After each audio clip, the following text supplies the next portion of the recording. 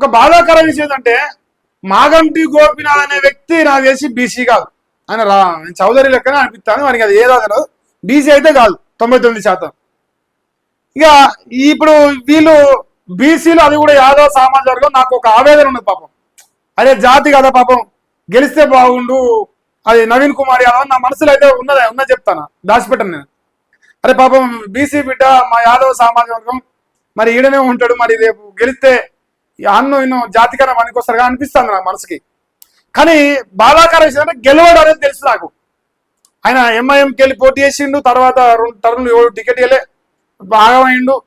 ఇప్పటికైనా బయటపడి ఏమైనా ప్రజాసేవ చేద్దామని ఆశపడుతున్నాడు. కానీ గెలవడానికి సూచనలు ఏది? అసలు నన్ను అడిగితే ఇదే నవీన్ కుమార్ యాదవ్ బీఆర్ఎస్ టికెట్ తీసుకొని వస్తే ఈజీ గెలుస్తాడు. అసలు చిటికేసిన గ్యాప్లో గెలుస్తాడు.